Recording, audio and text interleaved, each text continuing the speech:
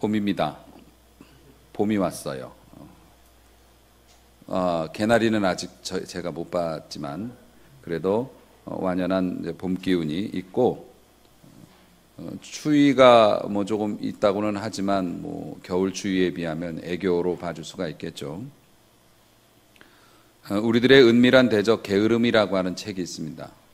그 책에 보면 봄에 낮잠을 자고 있는 한 남자에 관한 이야기가 실려 있습니다. 마당이 내다 보이는 방에서 방문을 열어놓고 잠에 취해 있는 한 남자, 그가 잠을 자다가 쇳눈을 뜨고 보니 담장 너머로 딱 봐도 도둑같이 생긴 놈이 올라앉아 있습니다. 그는 속으로 이야기합니다. 도둑이 왔구나. 그리고 만약에 네가 마당을 내려선다면 내가 너를 잡으리라. 그 생각을 하는 순간 거짓말처럼 도둑은 마당으로 뛰어내렸고, 이 사람은 잠결에 또 생각합니다. 네가 마당을 건너서 마루에 발을 올리기만 하면 내가 벌떡 일어나 너를 때려잡으리라. 그랬는데 그 말을 듣기라도 한 것처럼 성큼성큼 마루로 발을 올려 올라왔습니다. 이 사람은 위기감을 느껴서 또 생각합니다. 방에 들어온다면 정말 내가 너를 잡을 것이야. 도둑은 방으로 들어와서 물건을 다 뒤져서 들고 나갑니다. 그때까지도 누워있는 사람이 마당에 가로질러서 나가는 도둑을 향해서 뭐라고 했을까요? 그게 오늘의 퀴즈입니다. 뭐라고 했을까요? 그치? 다음에 또 오기만 하면 내가 너를 반드시 잡으리라. 미루는 것은 우리들의 삶의 일반적인 경향입니다. 이것은 인간이 사는 곳에는 다 있습니다. 지금은 아니다. 내일 해라. 왜냐하면 내일 하면 더 잘할 수 있을 거다. 이렇게 생각을 합니다. 내가 게을러서가 아니야. 오늘은 기분이 나질 않아. 저도 그런 생각 많이 합니다. 오늘은 청소하는 날인데 오늘은 청소할 영적인 상태가 안 돼 있는 것 같아. 내일 기쁘게 청소할 거야. 이렇게 하면서 미루었던 적이 있었으니까요. 사실 이러한 속삭임을 따르면 우리 믿는 사람에게 있어서 성령의 감동은 계속 뒤로 물러납니다. 그래서 우리들이 성령님이 주시는 감동이나 하나님의 말씀과 은혜를 거부하는 게 아니고 좋아하지만 그러나 따르는 것을 계속 미룹니다. 이유가 뭐라고요? 좀 더 좋은 때를 기다리며 좀 있다가 준비된 다음에 하면 더 잘할 수 있을 거라고 얘기하며 자꾸 미룹니다. 그러나 이것은 돌려 말할 수도 없이 하나님의 말씀에 순종하지 않는 것입니다. 사실상 그분의 말씀을 거부하는 겁니다. 그래서 저는 성도님들에게 어떤 제안을 했을 때 기도해 보겠습니다, 생각해 보겠습니다, 이런 말을 별로 좋아하지 않습니다. 기도해 보겠습니다라는 것은 실제로 기도하지 않는 경우가 많을 뿐만 아니라, 그리고 시간이 지나서 목회자가 원하는 또 하나님께서 원하시는 답을 가져오지 않는 경우가 대부분이었기 때문에 계속 기도 중이죠. 사실상 거절로 볼 수밖에 없습니다. 그러니까 지금 당장 결정할 수는 없습니다. 좀 미루겠습니다 하면은 아시지요? 처음에 먹은 마음은 하나님이 주신 마음이고, 두 번째 들어오는 생각은 내 생각이고, 세 번째 합리화를 시키는 건 마귀가 주는 생각입니다. 처음에 하나님이 감동 주셨을 때 결단하지 않는다면 내 생각, 내 형편 이런 것이 들어와서 그 일을 행할 수 없게 만들 거고, 일을 행하지 않은 자기 자신을 용납할 수 없으니까 이런저런 핑곗거리를 만들죠. 목사님이 너무 급하게 얘기했다든가, 교회가 욕심을 부린다든가, 뭐 이런 핑계를 대죠. 사단이 그걸 갖고 손잡이 삼아서 우리를 휘두를 겁니다. 오늘 본문에도 그런 내용이 나와 있습니다. 오늘 본문은 로마의 총독인 벨릭스라고 하는 사람의 이야기입니다. 한마디로 말해서 벨릭스는 절벽으로 달려가는 자동차에서 유턴할 수 있는 기회를 찾았음에도 불구하고 직진을 해서 망한 사람입니다. 지극히 중요한 결정을 그 신호등이 들어왔음에도 불구하고 멈추지 못했죠. 그래서 잃어서는 안 되는 소중한 것을 잃어버린 불쌍한 사람이죠. 자, 오늘 말씀의 본문 그 배경은 이렇습니다. 바울이 그동안에 많은 사역을 하면서 예루살렘에 근거지가 있지만 예루살렘에 들어가지 못하고 주변을 그 소아시아 지역과 유럽 지역을 돌면서 복음을 증거한 사역, 그 말기에 성령께서 감동을 주십니다. 너는 로마도 가야 한다. 그런데 예루살렘을 먼저 가야 돼. 이런 감동을 주세요. 그래서 바울은 감동을 따라 예루살렘으로 올라가겠다고 각지 교회 지도자들에게 얘기했는데, 이 지도자들도 생각이 있고 기도하는 사람들이라 기도해 보니까 바울이 이번에 가면 자기를 못 만난다는 거예요. 죽는다는 얘기죠. 이번에 예루살렘 올라가면 다시 볼 수가 없을 거라는 그런 감동을 받아요. 그래서 막 가로막습니다. 가시면 안 된다고. 아직 더 일하셔야 된다고. 그런데 바울도 감동을 받고 가는 거기 때문에 설령 그렇게 될지 몰라도 나는 주님이 내게 주신 그 명령을 어길 수 없다. 지체하지 않고 순종해서 올라갑니다. 이 사람들이 바닷가에서 작별할 때 서로 어깨를 부둥켜 안고 눈물을 흘리면서 울고 격려하고 기도하고 헤어져서 예루살렘으로 올라갔어요. 아니나 다를까 예루살렘에 올라가서 조심을 했어도 얼마 지나지 않아서 사나운 무리들의 표적이 됐습니다. 길거리에서 몰매를 맞았습니다. 맞아 죽게 생겼습니다. 그때 정의의 사도가 나타나서 바울을 구해줍니다. 근데 그 정의의 사도가 누구냐면 놀랍게도 로마 군인들이었습니다. 사실 바울이 불쌍해서라기보다는 데모 일어날까봐 치안 유지 차원에서 바울을 빼낸 거죠. 인생을 살다 보면 우리는 주의 종들만 우리를 도와줄 거, 하나님의 형제들만 우리를 도와줄 거라고 생각하는데 나쁜 사람이 우리를 도와주기도 합니다. 그들은 자기의 이익을 위해서 도운 거지만은 하나님께서는 그들을 통해서도 우리에게 선한 일들을 베푸시기도 하니까요. 더러운 놈, 네가 하는 도움은 받고 싶지 않다. 그렇게 말씀하지 마세요. 하나님의 도움은 다양한 손길로 오게 되니까. 얼마나 이 사람들이 바울을 때려잡고 싶었는지 로마 군인들이 바울을 머리 위로 들고 갔다고 했습니다. 하도 주먹질을 하고 그러니까. 로마 군인들이 바울을 보호하면서 취조를 합니다. 이리저리 옮겨 다니다가 결국 당시에 로마에서 파견 나온 고위 관료였던 총독 벨릭스에게까지 이 사람이 이제 가게 됩니다.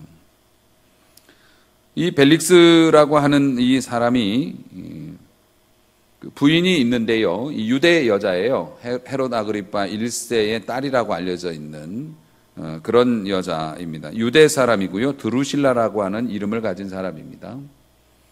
출신이 유대 여자였기 때문에 그 주변의 일가 친척들을 통해서 유대 나라에서 돌아가는 일들을 다 알고 있죠. 당시의 핫 이슈가 예수 그리스도와 그를 믿는 사람들이었기 때문에 이 드루실라라고 하는 여자가 그 정보를 미리 알고 있어서 예수님이 범상치 않은 분이라고 하는 것, 또 그를 증거하는 제자들이 어떤 일을 일으키는지 호기심 반, 두려움 반, 관심을 가지고 있었어요.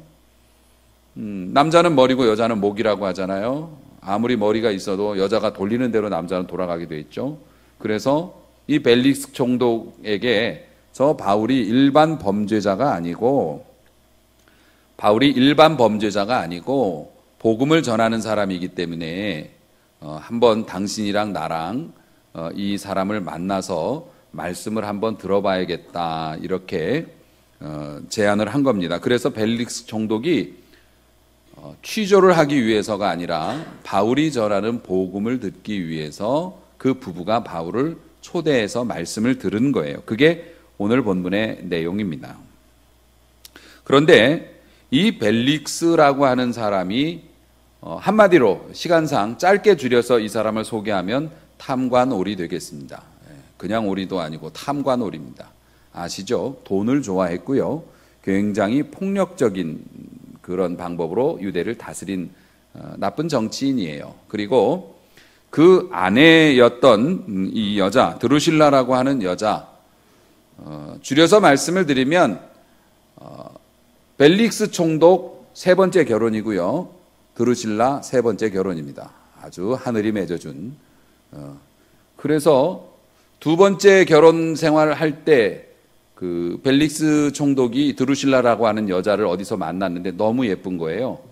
너무 예뻐서 저 여자하고 살아야겠다라고 하는 마음을 가지고 자신의 아내를 버리고 그 여자를 데려오는데 그 여자를 데려오기 위해서 유대 마법사를 동원했다고 해요. 그래서 점쟁이가 당신 저 사람이랑 결혼 안 하면 죽어 뭐 이런 식으로 한 거죠.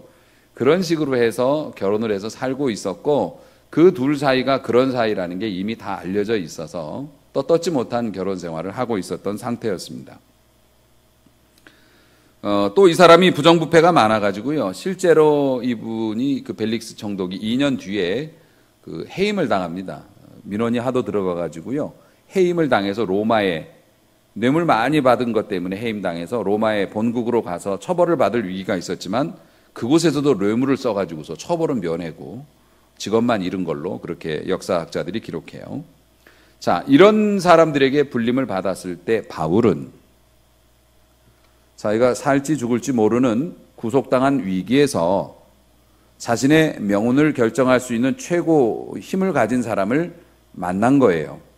그것도 재판석에서 만난 게 아니라 그 부부가 당신이 전하는 복음에 대해서 좀 관심이 있다라고 해서 들은 거니까 목회자 자격으로 만났어요. 저 같으면 제가요, 그러면서 제가 이렇게 살았고 제가 이런 신분의 사람이고 저는 당신에게 해가 되는 사람이 아니고 이런 걸 좀 이렇게 어필할 수 있는 기회로 삼을 것도 같은데, 그렇지 않습니까? 왜 어필을 하고 내가 목숨을 건져야 할까? 우리 성도들 섬기려고, 우리 좋은 나무 교회 섬기려고 복음을 더 전파해야 되니까 제가 더 살아서. 바울은 그러질 않았어요. 예수님도 안 그러셨고. 바울은 오히려 자기가 살아날 수 있는 기회임에도 불구하고 그것을 집어치워버리는, 버리는 것에 즐거움을 얻었던 사람이에요. 성격이 이상해서가 아니라 주님이 원하셨기 때문에. 주님은 수많은 기적과 이적을 베푸셨습니다. 지금 사순절 둘째 주간 주님은 십자가를 향해서 직진하고 계십니다. 그 주변에 우리가 말씀을 통해서 보았듯이 풍요의 위협도 있었고 빈곤의 위협도 있었습니다. 우리 주님께서는 기적을 행해서 수많은 사람들을 열광시킬 수 있었고, 하지만 그런 기회를 가볍게 버리심으로 말미암아 더욱더 하나님 앞에 온전해지셨는데, 사랑하는 성도 여러분, 예수 믿는 사람들은 작은 것들, 너희가 믿음을 버리거나 아니면은 거짓을 하거나 편법을 써가지고서 100만 원을 얻을 수 있다 그러면 우리는 어떻게 말을 하냐면, 그런 걸로 내 믿음을 버릴 수는 없습니다. 내 신앙을 짓밟을 수는 없어요. 10억 줄게. 그러면 기도해 보겠습니다. 이제 이렇게 되겠죠.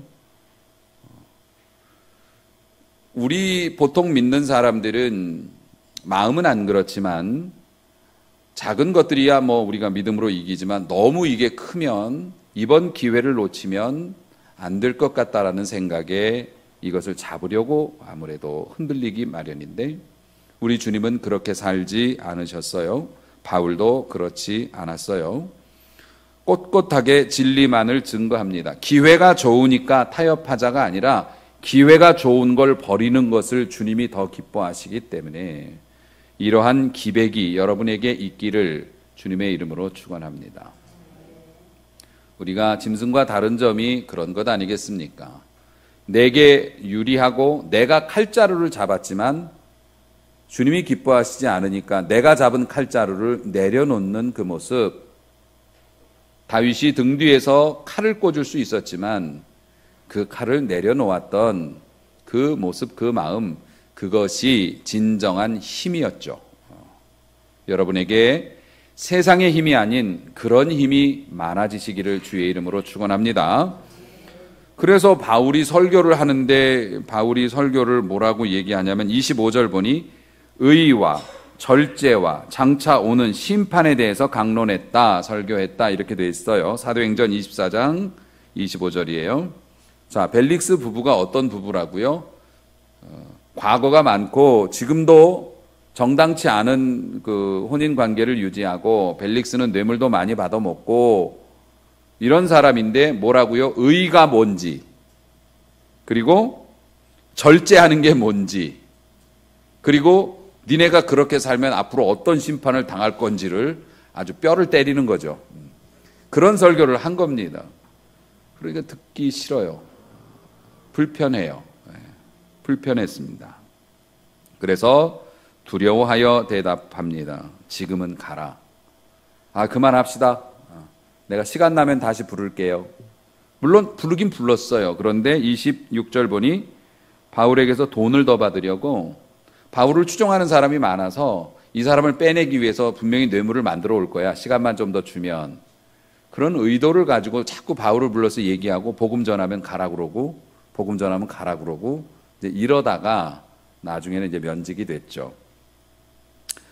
사랑하는 우리 성도 여러분, 이 사람은 꼭 들어야 할 인생의 중요한 교훈을 만났고 새로운 인생을 시작할 기회가 됐어요. 사실 벨릭스 총독만큼 불쌍한 사람이 많이 있죠. 본디오 빌라도 같은 경우에 하나님이 육신으로 오셨는데 그 하나님을 심판하는 자리에 있었단 말이죠.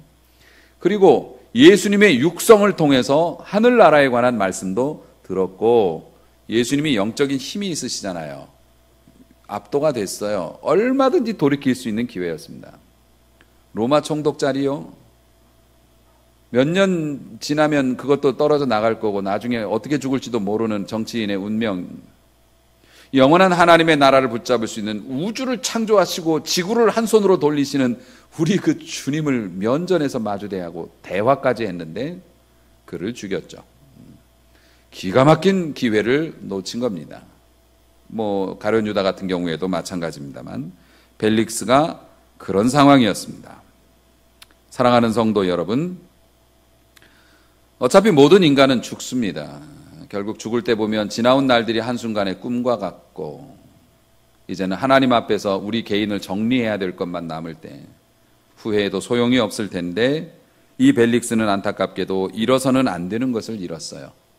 직업을 잃던, 가정을 잃든, 건강을 잃든, 심지어 생명을 잃든 주 안에 있는 사람에겐 소망이 있는데 영혼을 잃었으니, 그것도 그 위대한 사도 바울의 설교를, 개인 설교를 들었는데 그것을 거부한 것도 아니에요.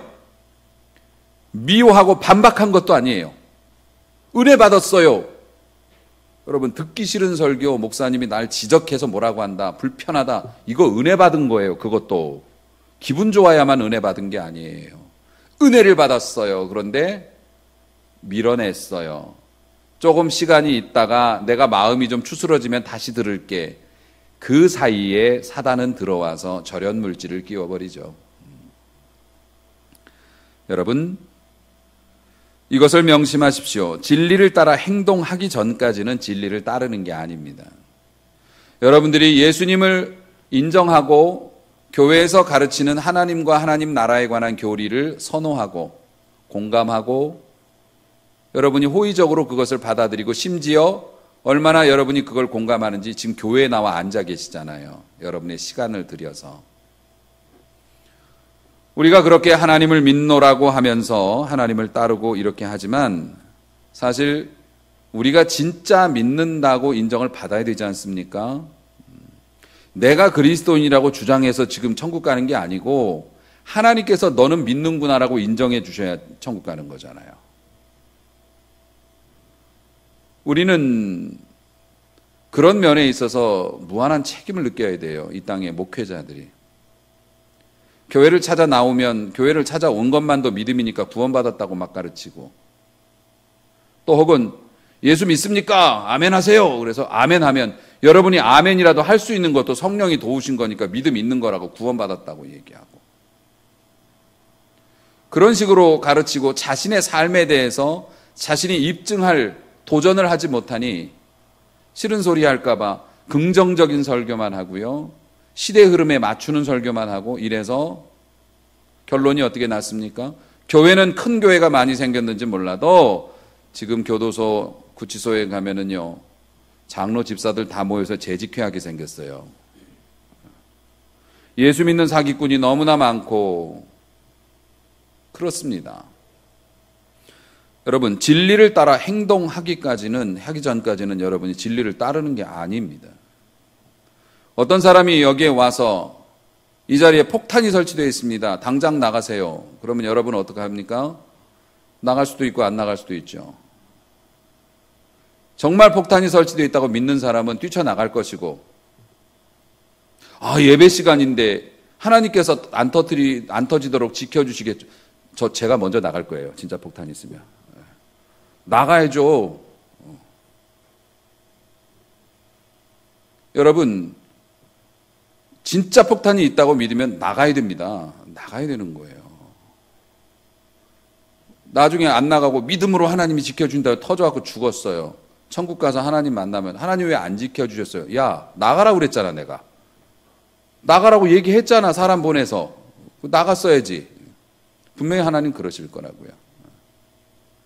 여러분, 안 믿으면 안 나가는 거고 믿으면 나가는 겁니다.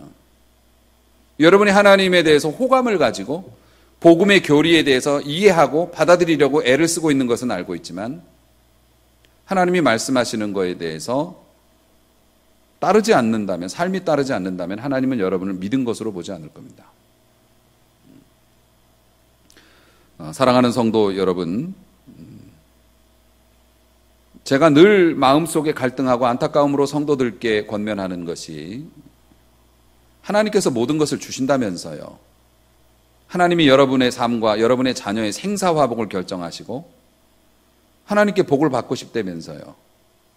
그런데 왜 하나님께 그렇게 행동하십니까? 여러분, 예배를 드림에 있어서 제가 우리 성도님들에게 그렇게 권면드립니다. 예배를 드리는 것을 내가 다니고 싶은, 꼭 들어가고 싶은 회사에 면접 볼 때 가는 심정과 자세로 드려라. 안 그렇습니까? 우리가 하나님 앞에 예배를 통해서 하나님께 인정받고 하나님을 만나고 하나님께 우리의 소원을 아뢰고 하나님이 기뻐서 흠양해 주시고 좋은 건 내려주실 거 아닙니까? 믿습니까?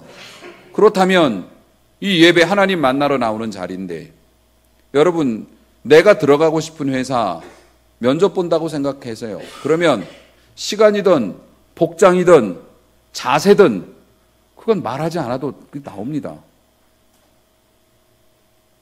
우리가 하나님 앞에서 온전하게 예배 생활하는 것뿐만이 아닙니다. 여러분이 좋은 설교를 들을 때 성경 읽기를 좀 해야 되겠다, 성경을 좀 꾸준히 읽어야겠다라는 결심은 합니다. 하지만 실행에 옮기지는 못하죠. 아마 이곳에 거의 상당히 다수의 분들은 성경 신구약 전체를 다 읽어보지 못했을 가능성이 많을 것 같아요. 저희 교회는 성경 통독을 굉장히 중요시하는 교회고, 저도 오래전부터 성경 통독하는 것과 그것을 강론하는 일을 필생의 과업으로 삼고 여러분들과 되도록이면 같이 하려고 노력을 하고 있습니다.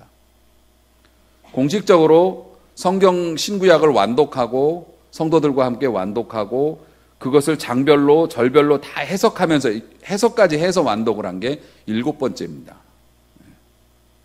물론 더 많이 하고 싶었지만 저희 교회 규모가 작아서 했던 분들이 계속하고도 시간 내기가 어려워져서 이렇게 자주는 할 수 없지만은 일반적으로 목회자들이 판단하거나 신학자들이 판단할 때 그리스도인이 돼서 5년 정도 교회를 규칙적으로 다니면 성경을 2번은 읽어야 된다고 얘기합니다. 또 성경을 부분적으로 애독하는 것들이 상당량이 있어야 한다고 합니다. 그런데 여러분, 성경을 한 번도 전체를 다 일괄되게 읽지 못하고 장로까지도 될 수 있는 게 개신교의 모습입니다. 물론 성경을 다 읽은 것이 훈장이라고 말할 수는 없죠. 어떤 분은 글을 읽는 것이 힘든 분도 있고요. 어떤 분들은 뭔가 한 가지에 이렇게 몰입하는 것이 시간상으로나 이게 은사가 아닌 분들이 있긴 해요. 하지만 말하자면 그렇다는 것입니다. 그렇게 하고 싶은 생각은 누구나 있지만 결국 그렇게 못했고, 주님 만날 때까지 우리가 성경을 한 번도 못 읽고 주님 만나는 그런 일들이 비일비재할 거라는 겁니다. 안 읽겠다고 한 게 아니에요. 읽고 싶다고 했지만 그랬다는 거죠.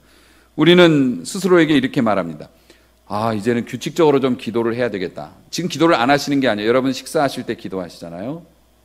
그리고 여러분에게 삶에 어려운 일이 있거나 갑자기 힘든 일이 있으면 주무시기 전에 잠깐씩 기도도 하고 그러죠. 그런데 일이 있을 때 기도하는 거는 당연하고 그것도 안 하는 사람도 있지만 사실은 기도는 일이 없을 때 하는 게 좋은 거거든요. 너 뭐하러 왔냐? 아버지 급한 일이 생겨서 왔어요. 돈이 필요해서 왔어요. 에이그 이놈아. 와준 건 고맙긴 하다만 좀 그냥 좀 오면 안 되냐? 너 뭐하러 왔냐? 아니, 아무 일 없고요. 별일 없어도 그냥 아버지 보고 싶어서 왔어요. 이건 차원이 다르잖아요. 그래서 규칙적인 기도를 하고 싶다고 이야기합니다. 시간을 내서 개인 기도를 해야 되겠다. 하지만 실상이 그렇게 되지 않고 개인 기도는 고사하고 교회에서 모이는 공식적인 기도회에 참석하지 않는 선한 그리스도인들이 많습니다. 어떤 이들은 말합니다. 교회의 능력을 알려면 기도회 참석 인원을 세보면 된다. 공식처럼 돼 있어요. 목회자들 사이에서는. 새벽 기도 나오는 숫자 곱하기 10배 하면 대예배 나오는 숫자라고 얘기하고요. 금요 기도회는 그보다 더 적습니다. 우리 교회는 금요 기도회를 기도를 위한 이제 예배로 정해서 운영하고 있습니다만은 사실 금요 기도회에 나오는 그 숫자, 그것이 교회의 근육입니다. 힘이 나오죠. 힘이 거기서 나와요. 대예배에 나오는 숫자는 교회의 외형입니다. 모양. 어떤 사람들은 풍채가 좋으나 근육이 없어서 힘이 없고 뼈대가 없어서 그럼 문어가 되려나? 하나님 앞에서 교회가 어떤 일들을 감당하기 위해서는 규칙적으로 기도하고 기도의 소중함을 아는 사람들이 속에 있어야 교회가 힘이 생깁니다. 그렇지 않으면 성장은 하되 살만 찌는 거죠. 계속 살만 찌고 힘이 없으니 남에게 손을 뻗어 담대하게 구제 한 번도 못하고 위험을 무릅쓰지 않는 교회가 되는 겁니다. 기도하는 자가 없어서 그렇습니다. 사랑하는 성도 여러분, 우리가 기도회에 참석하듯이 혹은 예배에 참석하듯이 직장 출근하면 머지않아서 해고될 겁니다. 우리의 직장 출근을 막는 일은 아무것도 없습니다. 부모님 돌아가신 거 빼고는 자네 왜? 저 출근해야 됩니다. 출근해야지. 거의 대부분에 있어서 출근한다고 하면 용서됩니다. 출근을 막을 수 있는 건 없어요. 출근을 막을 수 있는 건 없어요. 그런데 우리의 예배는 너무나 자주 막힙니다. 우리는 여러분이 기분 나쁘게 생각하셔도 할 수 없이 예수 믿는 사람들은 하나님을 섬기고 기도하고 봉사하고 헌신하기 위해서 직장 다닌다고 믿는 사람들입니다. 직장을 다니면서 잘 되기 위해서 교회를 다니는 게 아니고 우리가 직장 생활에서 사회적인 위치를 얻고 물질을 얻고 또 에너지를 얻고 그렇게 함으로 말미암아 사회에 봉사하고 그 얻은 것으로 우리가 하나님 앞에 안정된 예배를 드리며 교회에서 많은 일들을 감당하는 일에 우리가 쓰임받기를 원해서 하나님은 우리에게 물질과 일할 수 있는 기회를 주신 것이지, 물질에 있어서도 마찬가지입니다. 앞으로 헌금을 드릴 것이다. 감동이 와서 규모 있는 헌금 생활을 해야겠다. 이전에 못 드렸던 11조를 정상적으로 드리겠다 하면 어찌 알고 애가 교정해달라는 거예요. 이빨 교정. 이번에 좀 헌금 좀 이렇게 규모 있게 감사헌금 이번에 좀 내가 정말로 그동안에 많이 떼어먹었는데 좀 제대로 한번 해봐야겠다 그러면은 뭐 하나가 또 꼭 고장나요. 그것도 비싼 물건이. 이게 디아블로 때문에 그렇다고요. 여러분이 뭐 이 교회 등록을 마음 먹었다든가 아니면은 뭐 안 하던 헌신을 마음 먹었다든가 아니면 새로운 어떤 믿음의 도전과 결단이 필요한 일들을 한번 해보자 이렇게 됐을 때 몇 주 전에 설교 말씀드렸죠. 고대 올림픽 때 돈 받고 경쟁자들의 발을 거는 작대기를 숲에서 이렇게 던지는 놈들이 있다고. 그걸 디아블로라고 불렀어요. 우리는 마귀라고 부릅니다. 우리가 어떤 새로운 일들을 하거나 새로운 결단을 할 때 마귀가 작대기를 디밀어서 발을 걸죠. 믿음의 연조가 있으면 이건 정말 좋은 일인가 보다. 사탄이 방해하는 거 보니까 이거 좋은 일인가 보다. 이거를 넘으면 큰 축복 받겠다 이렇게 하지만 대부분의 경우에는 안 되겠다. 좀 해보려고 그랬는데 쓸 데가 너무 갑자기 많이 생겨서 다음번에 이렇게 되는 거죠. 그렇게 되면 주님께 드릴 것은 하나도 남지 않고 장차 그리스도의 심판대 앞에 서서 우리가 알면서도 미루어서 행하지 못했던 일들에 대해서 변명을 해야 될 상황이 오겠죠. 날마다 우리는 내일을 들먹이면서 친구에게 내일 꼭 전도하겠다고 말하지만 그렇게 하지 않습니다. 지금은 등산 모임이기 때문에, 지금은 여기 술도 있는 자리이기 때문에 복음을 말하는 것은 합당치 않고 분위기 있게 있는 사람 되고 싶지 않아서 내일 만나서 따로 차 마시면서 얘기하겠다고 하지만 그 내일은 아직도 오지 않고 10년, 20년이 흐르고 그 친구는 지금 다 죽게 생겼습니다. 예수 안 믿고. 인생의 승리를 꿈꾸는 그리스도인들이 많습니다. 승리의 삶에 대해서 설교하면 좋아하시죠. 누구나 승리를 원하고 누구나 능력을 원하고 더 나은 삶을 원합니다. 하지만 진정한 승리의 삶을 내일로 미룹니다. 그래서 내일이 되면 다시 다음 주로 미룹니다. 거룩해지기 원하십니까? 하나님 섬기기 원하십니까? 그렇다면 하나님께 시간을 드려야 합니다. 은혜 받고 거룩해지려면 시간이 필요합니다. 우리 주님께서 정말 바쁜 일정이셨어요. 공생애는 3년밖에 안 됐잖아요. 공적인 사역을 시작하신 건 3년밖에 안 됐는데 예수님께서 사람들의 취향을 저격하셨습니다. 취향 저격이에요. 취향 저격이 뭔지 아세요? 딱 두 가지예요. 사람들이 열광하는 게 두 가지예요. 하나는 병든 사람 고치는 거, 하나는 먹을 거 주는 거. 우린 좀 더 세련된 방식으로 열광하지만 내용은 똑같습니다. 병든 거 고쳐준다 그러면 교회 미어질 겁니다. 여러분의 경제적인 문제를 해결해 준다고 하면 축복받는다고 그러면 미어질 겁니다. 예수님은 두 가지를 다 가지고 계셨기 때문에 사람들이 엄청나게 왔고요. 제자들은 아침 저녁으로 일과가 뭐냐면 예수님 어디 가셨나 찾으러 다녀야 했어요. 왜냐하면 예수님은 그 시간에 꼭 기도하러 여기저기 말씀 안 하시고 막 가니까 산으로 들로 막 찾아다녀요. 찾아서 꼭 하는 얘기가 있습니다. 주님 왜 여기 계십니까? 지금 사람들이 주님 만나겠다고 난리를 쳐서 아주 죽겠습니다. 예수님께서는 말씀하십니다. 우리가 다른 마을로 가야겠다. 거기 가서도 복음을 전해야 돼. 이렇게 말씀하셨어요. 우리 주님께서는 오늘 너무 피곤해. 그리고 내일 너무 많은 사람을 만나야 하기 때문에 오늘은 좀 쉬어야 돼. 라고 미루지 않으시고 기도하셨고 엎드리셨고 하나님께로 나아가셨습니다. 그것 때문에 마지막 순간에 이 잔을 내게서 지나가게 해달라고 시험까지 들었음에도 불구하고 즉시 시험을 이기시고 온전히 십자가를 지셔서 모든 인류의 구원의 소망을 주시고 오늘 우리에게도 구원의 힘을 더해 주신 것이죠. 할렐루야.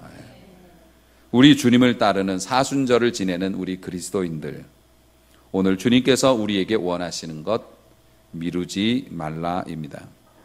신앙의 퇴보에 빠진 사람들에게 주님은 집으로 돌아오라 말씀하십니다. 사명으로 돌아오라. 너의 빛나던 시절은 어디로 갔느냐? 너는 왜 내 자녀가 이러고 있는가? 누가복음 15장에 보면 탕자의 비유가 나옵니다. 탕자는 아버지를 떠났죠. 그것도 아주 못된 짓을 하고 떠났습니다. 그리고 고생합니다. 나중에는 돼지가 먹는 쥐염 열매를 그거 같이 먹으려다가 돼지한테까지 혼났습니다. 그래서 배도 고프지만 자존심이 너무 상했어요. 내가 짐승 먹는 것도 내가 배불리 못 먹나? 그러면서 생각이 났습니다. 아버지 집에는 먹을 것이 많은데 내가 우리 아버지한테 갈 낯짝은 없지만 그러나 아버지한테 가면 아버지가 쫓아내지는 않으실 테니까 아들이 아니면 종노릇을 하면서라도 내가 살아야겠다 했습니다. 누가복음 15장 18절에 이렇게 말합니다. 내가 일어나 아버지께 가서, 그런데 사단은 그 뒤에다가 내가 내일 일어나 아버지께 가서, 그래서 못 돌아오는 탕자가 지금도 널려 있어요. 탕자는 그 마음이 들었을 때 내가 지금 아버지한테 가야겠다라고 얘기합니다. 사단은 내일 가라, 세수 좀 하고 이렇게 얘기합니다. 그거에 걸려서 우리가 얼마나 많은 손해를 받는지 모릅니다. 은혜 못 받았으면 안 해도 됩니다. 감동 없으면 하지 마십시오. 남들 흉내내지 마세요. 그런데 하나님께서 감동 주시고 마음 주시는데 즉시 하지 않으면 그 사이에 사단이 작대기 집어넣어서 그것도 못합니다. 여러분은 어떤 감동을 받으십니까? 어떤 마음이 있으십니까? 오늘 축복 받으셔야 합니다. 내일 축복은 아직 오지 않았고요. 하나님은 오늘도 여러분의 마음을 천국으로 만들어줄 수 있습니다. 오늘 성령 충만 받을 수 있고 오늘 승리할 수 있음을 믿으시기 바랍니다. 오늘 순종하는 자가 오늘 승리하고, 여러분, 미루는 자에게 기회가 없다고 하는 것이 성경이 정말 수도 없이 경고하는 내용입니다. 복음에 대한 관심이 있었어요. 그런데 그 말씀을 삶에 적용하지 않았던 벨릭스, 회개와 심판, 죽은 자의 부활이라는 이 그리스도의 복음을 종교적인 지식이나 자기가 갖추어야 할 교양 정도로 생각했기 때문에 내 마음속에 탐욕은 그대로 두고 여기에다가 복음이라고 하는 기독교 신앙이라고 하는 하나의 무덤을 더 만든 거죠. 그랬던 벨릭스, 양심을 찌르는 이야기가 불편해서 곤란한 이야기는 일단 피하고 다음에 기회가 되면 다시 듣겠다는 식으로 회개의 기회를 놓쳤던 벨릭스. 이 벨릭스가 우리의 이름이에요. 벨릭스가 우리들이라고 주님께서 이 시간 우리에게 말씀하시는 겁니다.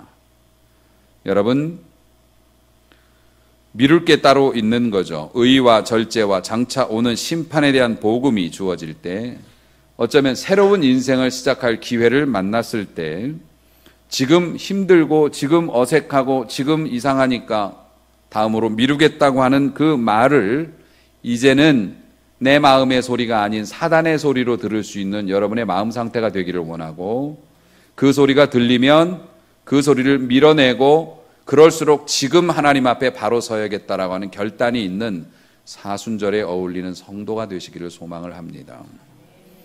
오늘도 십자가를 향해서 흔들림 없이 걸어가시는 주님이 우리를 부르십니다. 너희는 여호와를 만날 때에 찾으라. 가까이 계실 때 그를 부르라. 벨릭스는 그의 인생의 그 회전 주기 중에서 그리스도께 은혜와 구원에 가장 가까이 근접했을 때 그것을 놓치고 궤도를 이탈했죠. 오늘 이 자리에 나오실 정도면 건강하신 분들이시고, 이 자리에 나와 앉을 정도면 믿음이 있으신 분들이시고, 또 이 자리에 나와서 이렇게 할 정도면 그래도 가정의 평안함이나 이런 것들이 오차 범위 내에 다 있으신, 다시 말해서 베스트 중에 베스트세요. 여러분의 인생 개인적으로 봐도 그렇고 다른 사람과 비교해 봐도 그렇고 여러분 지금 참 좋은 때입니다. 여호와를 만날 때고 축복을 받을 만할 때고요. 그러므로 오늘 주님께서 우리에게 복잡한 말씀이 아닌 매우 단순한 말씀을 주셨습니다. 감동이 가면 순종하라. 마지막으로 여러분에게 다시 한번 권면합니다. 우리 학생들에게 물어보세요. 시험 볼 때 문제 어떻게 푸는지. 아는 문제부터 풀어놔야 됩니다. 그리고 모르는 문제 가지고 씨름하다가 못 풀면 할 수 없는 거고요. 그런데 우리는 반대로 하잖아요. 모르는 문제부터 붙잡고 이거 풀리면은 우리가 순종하겠다고 해요. 내가 안정이 되면, 내가 담배를 끊을 수 있으면, 내가 술을 끊을 수 있으면, 내가 세상에 그런 것들을 끊을 수 있으면 그때 하나님을 믿겠다고요. 아니요. 쉬운 문제부터 푸세요. 오늘 내가 이러면 안 되는 게 있으면 그것부터 정리하시고, 아는 문제부터 풀면 더 어려운 문제 풀 수 있는 힘도 주시고요. 은혜와 자신감 주셔서 이 땅에서도 주님과 동행하면서 천국의 삶을 맛보게 도와주실 줄로 믿으시기 바랍니다. 그리하여서 높은 선반에 있는 고귀하고 감히 범접할 수 없는 높은 신앙의 문제를 가지고 고민하지 마시고, 오늘 삶에서 성령께서 주시는 그 감동에 순종하여 작은 것부터 순종하심으로 말미암아 미루지 않고 순종하는 하나님의 백성으로 인정받고 하나님의 축복을 받고 성령 충만을 받고 하나님 앞에 힘 있는 일꾼으로 일어서시기를 주님의 이름으로 축원합니다.